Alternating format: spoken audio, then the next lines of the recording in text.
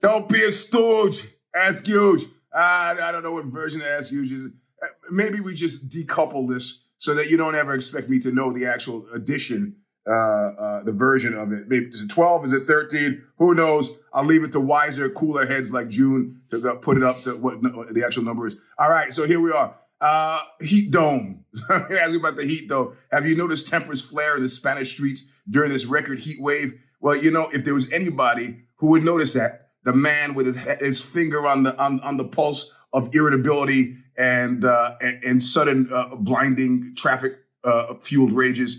No. I've seen since I've been here. There were two noteworthy murders. One happened like 4 days ago. Some guy tried to rob probably my bank, and they're so unused to. Yeah, he had a gun. They're so unused to public gunplay that the video that you could see, like there's a lady with a baby carriage or seriously with her kid, just like, oh, what's happening over here? And so he's shooting, and he gets shot by the cops and he's killed. He didn't seem especially panicked about it. I can feel people thinking, was he Moroccan? I don't know. I can't tell. Excuse me, in the video what he is. I don't know if it matters. But in terms of tone and timbre on the streets, well, listen, first of all, I haven't figured out Celsius or centigrade or whatever the C stands for. Fahrenheit. So I have the heat dome. Oh, it's 30, it's this, it's 35. It's that. And I look on my little phone thing, and it's 89, 90 degrees, which in California is completely acceptable, and it doesn't feel too bad. And my skin is like doing weird stuff, but that could be any reason. So no, I find Spanish men to be very, very seemingly placid, which belies the next murder, which was a British woman who was married to a Spanish guy, and he murdered her. Domestic violence is a scourge.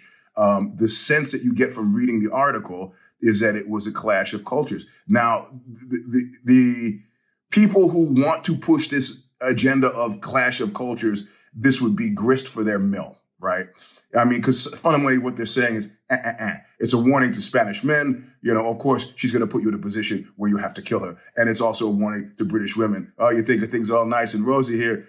Spanish men don't believe this thing about traditional machismo. The closest I could come to think of is everybody is very indulgent of their children here. And if you take the mix of Dutch and Brit kids in schools, it's Lord of the Flies. I'm experiencing this through my youngest. How these grow up to be adolescents and then men, I don't know. But they seem very calm to me. But of course, I'm wound. Every single day I have a public interaction. At some point during that interaction, I'm throwing my hands up going, ah! And the response of people, whether it's at the cleaners or at the grocery store, they're just going to look at me like what? Like what? So no tempers flaring. However, I have given the finger to 2 or 3 people in traffic, and their response has always been like, So yeah, no, heat is not moving. The Dodgers moved from Ebbets Field, Los Angeles, in 1958. Was Jackie Robinson spoken fondly in your neighborhood while you grew up in Flatbush? Well, of course, I grew up 8 blocks from Ebbets Field, all right, in Flatbush. But Jackie Robinson had a special place because, of course, last name Robinson. But my great-grandmother, my beloved Nana, used to be a maid for the Baruches, Baruch. I don't know whether it's S at the end or ES. A fairly significant Jewish civil rights guy, radio host. And she spoke fondly of Jackie Robinson. Apparently, as a result of her connection to, cleaning the Baruch's house, fixing their meals and so on, that she'd either met Jackie Robinson there or was somehow, because of her prior career as a singer, she was trying to escape to be a singer, and that family kept dragging her back to, the life that she eventually led, that she was a known associate of Jackie Robinson. So yeah, there's a temptation to talk about his later political leanings, given that he was a Republican, but, the Republican Party has not always been what it's been. So yeah, Jackie Robinson was spoken of highly in our house as though he were a known associate.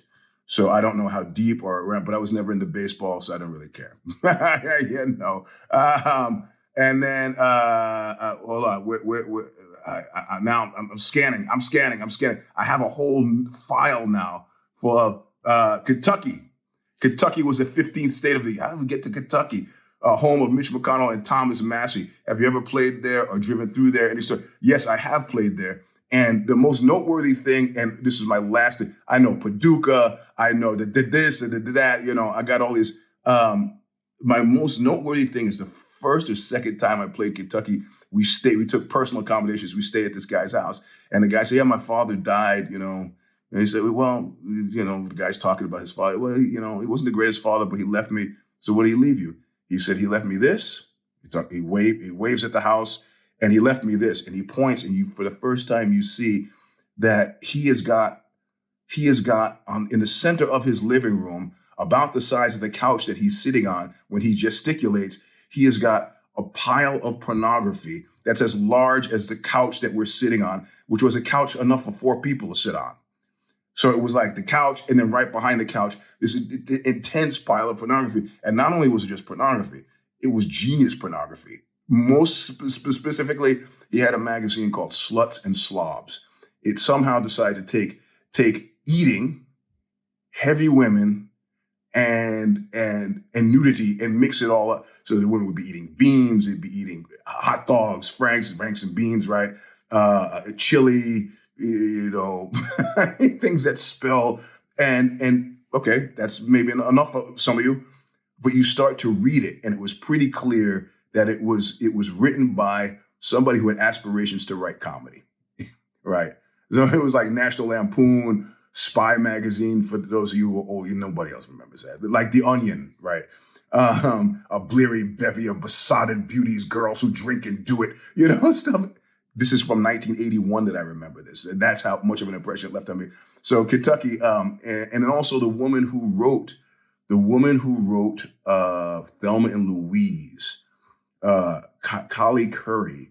Her brother was a guy I knew from Stanford. A Kentucky guy who is one guy who I knew who would stand on edge of a rickety pier, say, hey, watch this, reach down in the water, grab a passing water moccasin by the tail, and swing it over his head before flinging it further into the lake. These are my Kentucky memories. Thanks for listening. Don't be a stooge. Ask Euge. Ah!